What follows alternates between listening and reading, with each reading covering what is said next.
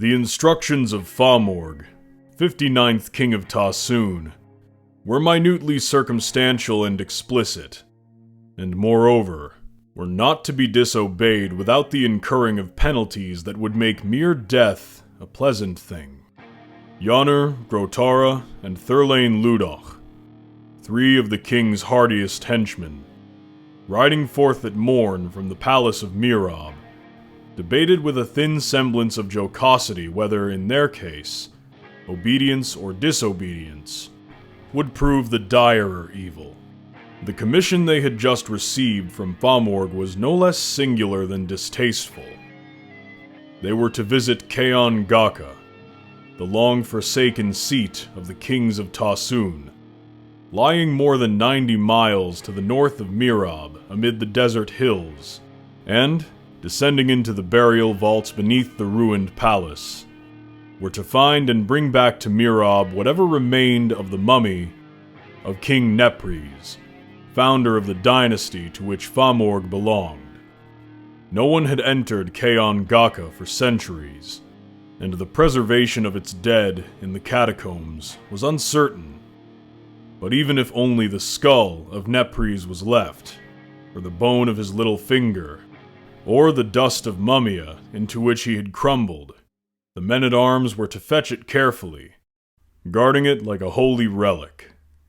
"'Tis an errand for hyenas rather than warriors," grumbled Yanner, in his black and spade-shaped beard. "By the god Eulaloon, keeper of the tombs, I deem it an ill thing to disturb the peaceful dead. And truly it is not well for men to enter Keon Gaka, where death has made its capital, and has gathered all the ghouls to do him homage." "The king should have sent his embalmers," opined Grotara. He was the youngest and hugest of the three, being taller by a full head than Yonner or Thurlane Ludoch, and like them, he was a veteran of savage wars and desperate perils. "Yeah, I said it was an errand for hyenas," rejoined Yanner. "But the king knew well that there were no mortal beings in all Mirab, saving ourselves, who would dare to enter the accursed vaults of Keon Gaka. 2 centuries ago, King Mandus, wishing to retrieve the golden mirror of Queen Avena for his favorite lemon, commanded 2 of his bravos to descend within the vaults, where the mummy of Avena sits enthroned in her separate tomb, holding the mirror in her withered hand. And the bravos went to Keon Gaka, but they did not return, and King Mandus, being warned by a soothsayer, made no second attempt to procure the mirror, but contented his lemon with another gift.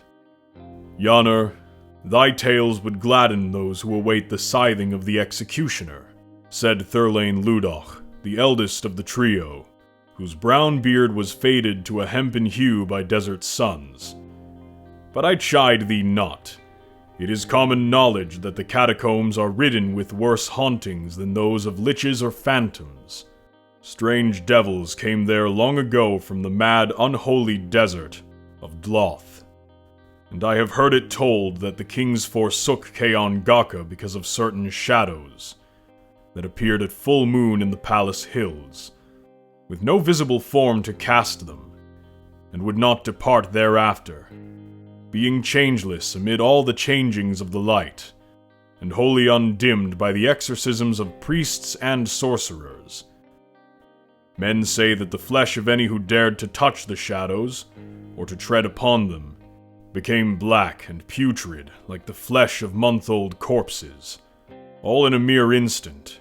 Because of such testing, when one of the shadows came and sat upon his throne, the right hand of King Agmoni rotted to the wrist, and fell away like the slowing of a leper.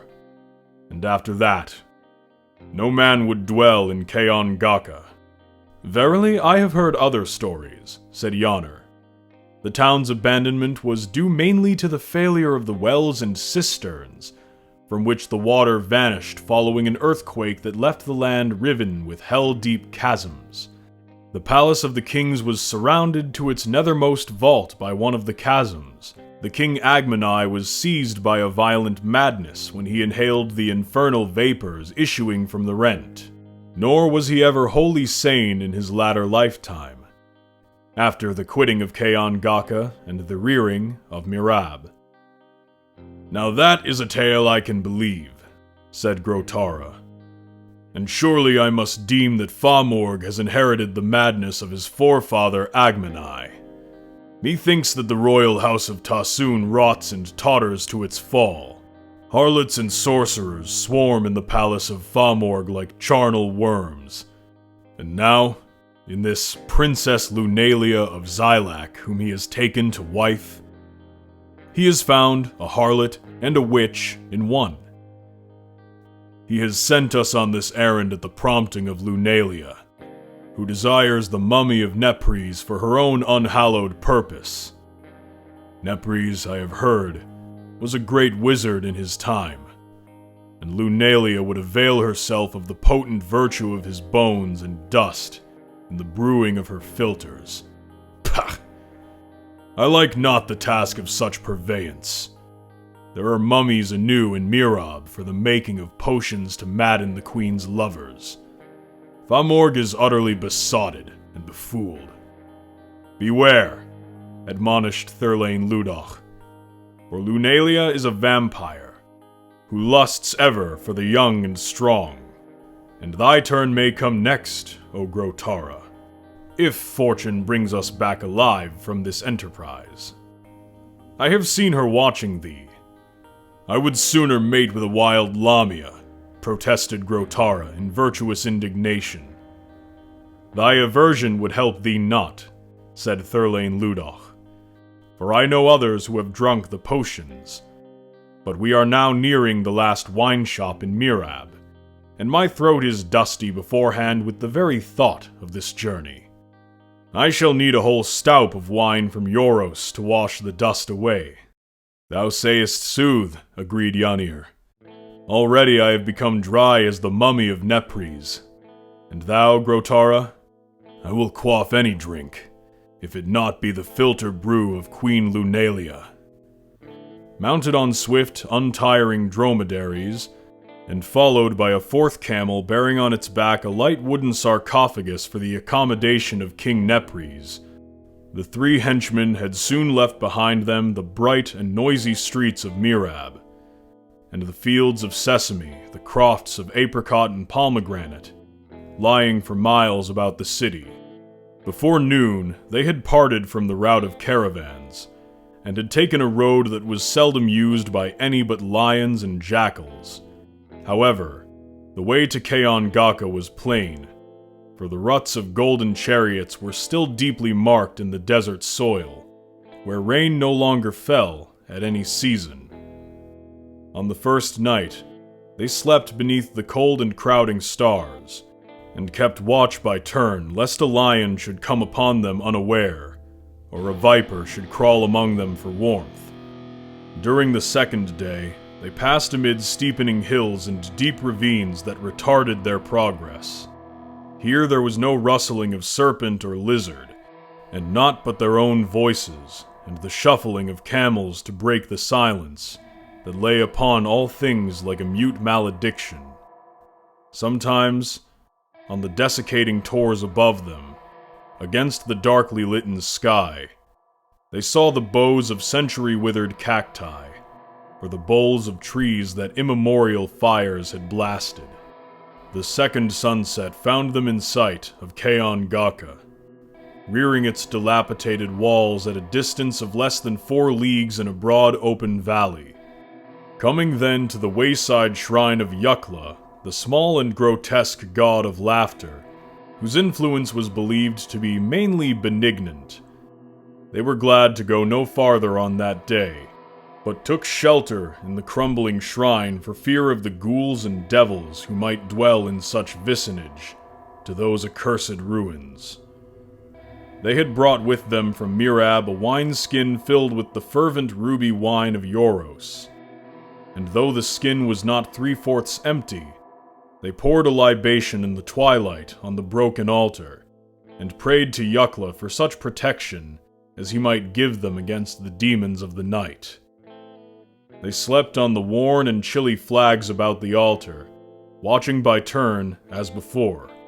Grotara, who kept the third watch, beheld at last the paling of those close-hung stars, and aroused his companions in a dawn that was like the sifting of ashes through the cinder-black darkness. After a scanty meal of figs and dried goat flesh, they resumed their journey, guiding their camels down the valley, and weaving back and forth on the bouldered slopes when they came to abysmal rents in the earth and rock. Their approach to the ruins was rendered slow and tortuous by such divagations. The way was lined by the stalks of orchard trees that had perished long ago, and by cotes and granges that even the hyena no longer made its lair. Because of their many detours, it was hard upon noon when they rode through the hollow-ringing streets of the city. Like ragged purple cloaks, the shadows of the ruining houses were drawn close to their walls and portals. Everywhere the havoc of the earthquake was manifest, and the fissured avenues and mounted mansions served to verify the tales that Yonner had heard concerning the reason of the city's abandonment. The palace of the kings, however, was still preeminent above the other buildings. A tumbled pile, it frowned in dark porphyry on the low acropolis amid the northern quarter. For the making of this acropolis, a hill of red syenite had been stripped of its covering soil in elder days, and had been hewn to sheer and rounding walls, circled by a road that wound slowly about it to the summit. Following this road, and nearing the portals of the courtyard, the henchmen of Fomorg came to a fissure that clove their path from wall to precipice, yawning far from the cliff. The chasm was less than a yard in width, but the dromedaries balked before it. The three dismounted, and leaving the camels to await their return, they leapt lightly across the fissure, Grotara and Thurlane Ludoch carrying the sarcophagus, and Yonner bearing the wineskin. They passed beneath the shattered barbican. The great courtyard was heavily strewn with the wreckage of once lofty towers and balconies, over which the warriors climbed with much wariness, eyeing the shadows closely, and loosening their swords in the sheath, as if they were surmounting the barricades of a hidden foe. All three were startled by the pale and naked form of a Colossian female, which they saw reclining on the blocks and rubble in a portico beyond the court. But, drawing nearer, they found that the shape was not that of a she-demon, as they had apprehended, but was merely a marble statue that had once stood like a caryatid among the mighty pillars. Following the directions given to them by Fomorg, they entered the main hall. Here, beneath the chasmed and collapsing roof, they moved with the utmost caution, fearing that a light jar, a whisper, would bring the suspended ruin upon their heads like an avalanche. Overturned tripods of greening copper, tables and trivets of splintered ebony, and the shards of gaily painted porcelains were mingled with the huge fragments of pedestals and fusts and entablatures, and upon a shivered dais of green blood-spotted heliotrope, the tarnished silver throne of the kings careened amid the mutilated sphinxes, carved from jasper, that kept eternal guard beside it. At the further end of the hall, they found an alcove, still unblocked by fallen debris, in which were the stairs that led downward to the catacombs. They paused briefly, ere beginning their descent. Yonner applied himself without ceremony to the skin which he carried, and lightened it considerably before giving it to the hands of Thurlane Ludoch, who had marked his potations with solicitude. Thurlane Ludoch and Grotara drank the remainder of the vintage between them, and the latter did not grumble at the thick lees which fell to his lot. Thus replenished, they lit 3 torches of pitchy terebinth, which they had brought along in the sarcophagus. Yonner led the way, daring the tenebrous depths with drawn sword, and a torch flaming smokily in his left hand. His companions followed, bearing the sarcophagus, in which, by raising the hinged lid slightly, they had socketed the other torches. The potent wine of Euros mounted with them, driving away their shadowy fears and apprehensions. But all three were seasoned drinkers, and they moved with great care and circumspection, and did not stumble on the dim, uncertain steps. Passing through a series of wine cellars, full of cracked and sharded jars, they came at last, after many zigzag plungings of the stairs, to a vast corridor hewn in the nether syenite, below the level of the city streets. It stretched before them through illimitable gloom, its walls unshattered, and its roof admitting no crevice-filtered ray. It seemed they had entered some impregnable citadel of the dead. On the right hand were the tombs of the elder kings. On the left were the sepulchres of the queens, and lateral passages led to a world of subsidiary vaults, reserved for other members of the royal family. At the further end of the main hall, they would find the burial chamber of Nepres. Yanner, following the right-hand wall, soon came to the first tomb. According to custom, its portals were open, and were lower than a man's stature, so that all who entered must bow in humbleness to death. Yanner held his torch to the lintel, and read stumblingly the legend graven in the stone, which told that the vault was that of King Achernyll, father of Agmeni. "Verily," he said, "we shall find nothing here, other than the harmless dead." Then, the wine he had drunk impelling him to a sort of bravado, he stooped before the portals and thrust his flickering flambeau into the tomb of Achernyll. Surprised, he swore a loud and soldierly oath that made the others drop their burden and crowd behind him. Peering into the square, concamerated chamber, which had a kingly spaciousness, they saw that it was unoccupied by any visible tenant. The tall chair of mystically graven gold and ebony, in which the mummy should have sat, crowned and robed as in life, was addorsed against the farther wall on a low dais. In it, there lay an empty robe of sable and carmine, and a mitre-shaped crown of silver sat with black sapphires, as if the king had doffed them and gone away. Startled, with the wine dying swiftly in their brains, the warriors felt the crawling chill of an unknown mystery. Yanner, however, steeled himself to enter the vault. He examined the shadowy corners. He lifted and shook the raiment of Achernyll, but found no clue to the riddle of the mummy's disappearance. The tomb was clean of dust, and there was no visible sign nor faintest odor of mortal decay. Yanner rejoined his comrades, and the three eyed each other in eerie consternation. They resumed their exploring of the hall, and Yanner, as he came to the doorway of each tomb, paused before it and thrust his flambeau into the wavering murk, only to discover a vacant throne, and the cast-off regalia of royalty. There was, it seemed, no reasonable explanation for the vanishing of the mummies, in whose preservation the powerful spices of the Orient had been employed, together with natron, rendering them virtually incorruptible. From the circumstances, it did not appear that they had been removed by human robbers, who would hardly have left behind the precious jewels, fabrics, and metals. It was even more unlikely that they had been devoured by animals, for in that case the bones would have remained, and the vestments would have been torn and disordered. The mythic terrors of Kaon Gaka began to assume a darker imminence, and the seekers peered and listened fearfully as they went on in the hushed sepulchral hall. Presently, they had verified the vacancy of more than a dozen tombs. They saw the glimmering of several steely objects before them on the floor of the corridor. These, on investigation, proved to be 2 swords, 2 helmets, and cuirasses of a slightly antiquated type, such as had formerly been worn by the warriors of Tosun.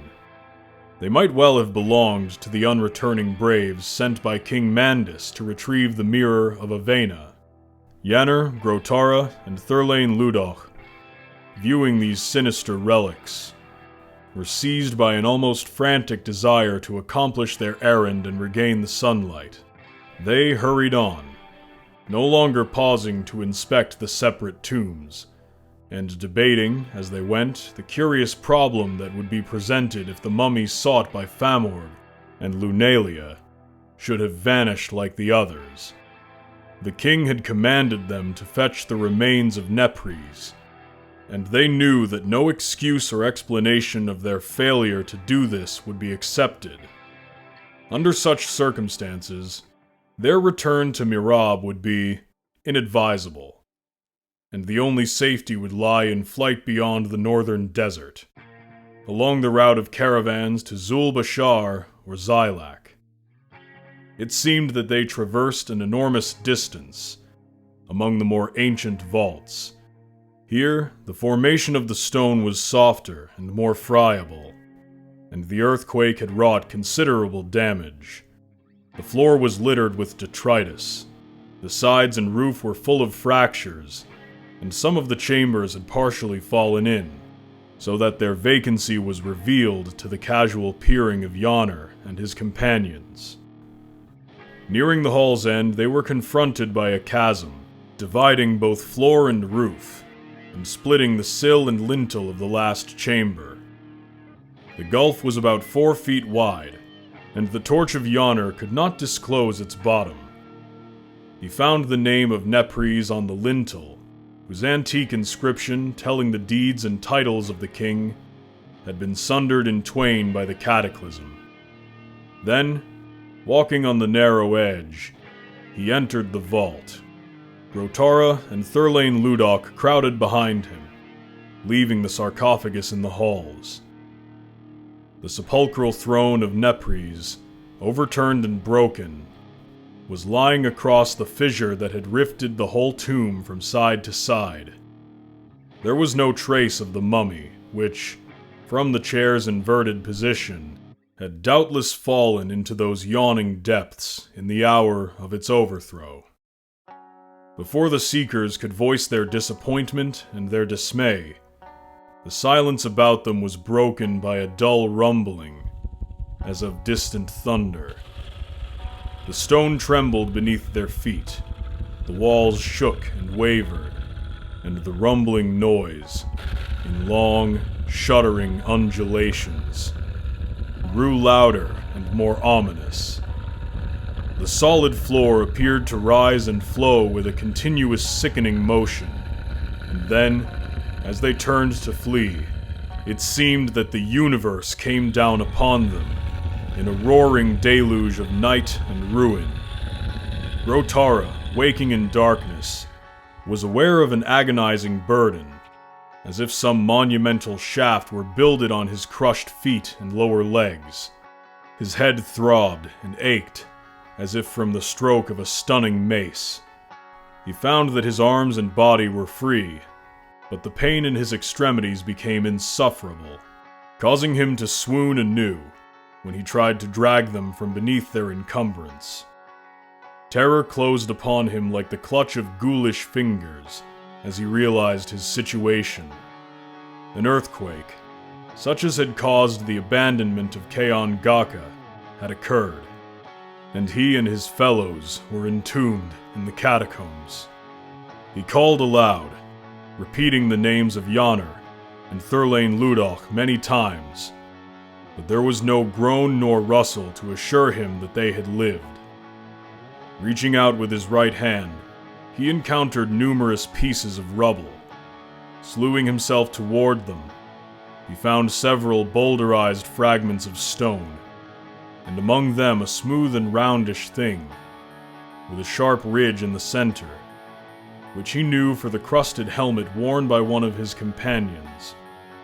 Even with the most painful striving, he could reach no further, and was unable to identify the owner. The metal was heavily dented, and the comb was bent as if by the impact of some ponderous mass. In spite of his predicament, The fierce nature of Grotara refused to yield itself to despair. He drew himself to a sitting position, and doubling forward, he contrived to reach the enormous block that had fallen across his nether limbs. He pushed against it with a Herculean effort, raging like a trapped lion. But the mass was immovable. For hours, it seemed, he strove on as if with some monstrous cacodemon, his frenzy calmed only by exhaustion. He lay back at length, and the darkness weighed upon him like a live thing, and seemed to gnaw him with fangs of pain and horror. Delirium hovered near, and he thought that he heard a dim and hideous humming, far below in the stony bowels of the earth. The noise grew louder, as if ascending from a riven hall. He became aware of a wan, unreal light that wavered above him, disclosing in doubtful glimpses the shattered roof. The light strengthened, and lifting himself a little, he saw that it poured from the earthquake chasm in the floor. It was such a light that he had never seen, a livid luster, that was not the reflection of a lamp or torch or firebrand. Somehow, as if the senses of hearing and sight were confused, he identified it with the hideous humming. Like a sourceless dawn, the luminosity crept upon the ruin wrought by the Templar. Grotara saw that the whole entrance of the tomb, and much of its concameration, had caved in. A fragment, striking him on the head, had knocked him senseless, and a huge section of the roof had fallen across his extremities.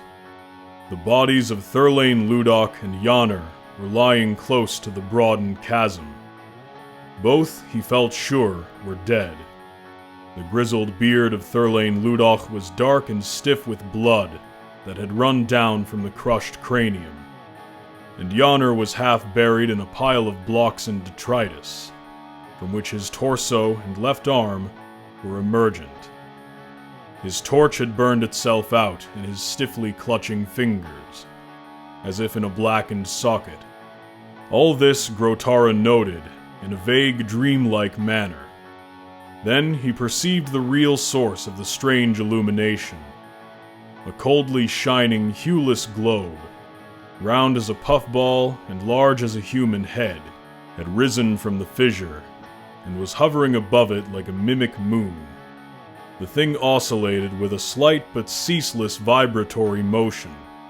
From it, as if caused by this vibration, the heavy humming poured, and the light fell in ever-trembling waves. A dim awe was upon Grotara, but he felt no terror.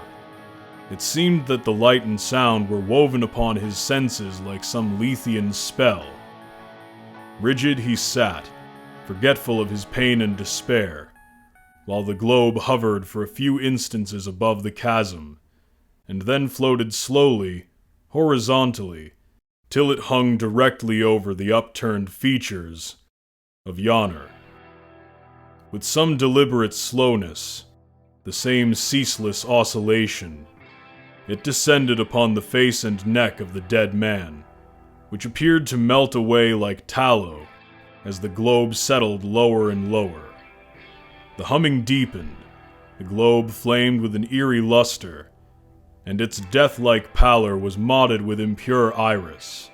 It swelled and bloated obscenely, while the whole head of the warrior shrank within the helmet, and the plates of his cuirass fell, as if the very torso were shriveling beneath them.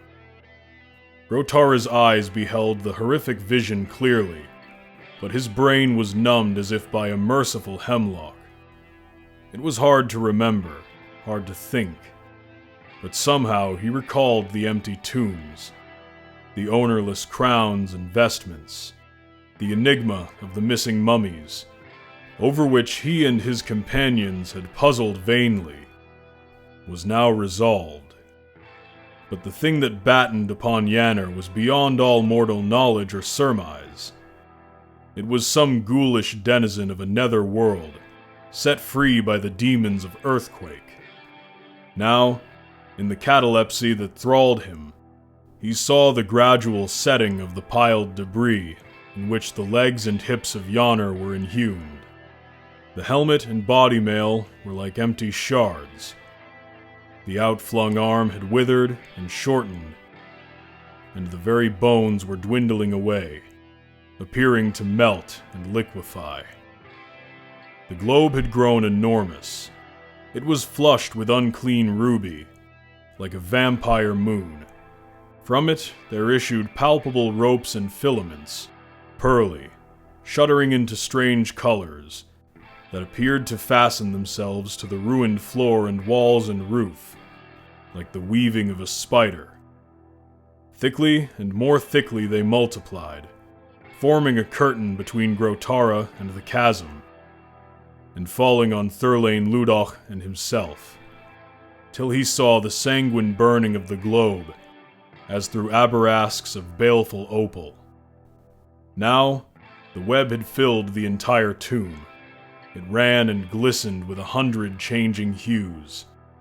It dripped with glories drawn from the spectrum of dissolution. It bloomed with ghostly blossoms, and foliages that grew and faded as if by necromancy. The eyes of Grotara were blinded.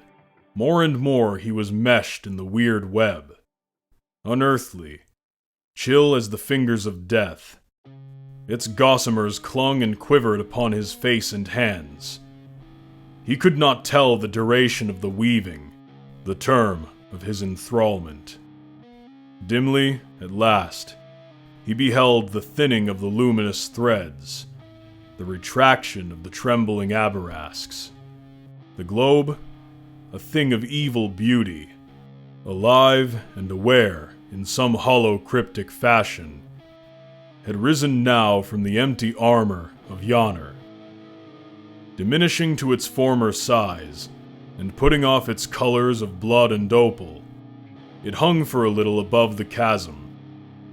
Grotara felt that it was watching him, was watching Thurlane Ludoch. Then, like a satellite of the nether caverns, it fell slowly into the fissure, and the light faded from the tomb and left Grotara in deepening darkness. After that were ages of fever, thirst, and madness, of torment and slumber, and recurrent strugglings against the massive block that held him prisoner. He babbled insanely, he howled like a wolf, or lying supine and silent, he heard the multitudinous, muttering voices of ghouls that conspired against him. Gangrening swiftly, his crushed extremities seemed to throb like those of a titan. He drew his sword with the strength of delirium, and endeavored to saw himself free at the shins, only to swoon from loss of blood. Awakening feebly, and scarce able to lift his head, he saw that the light had returned, and heard once more the incessant, vibrant humming that filled the vault.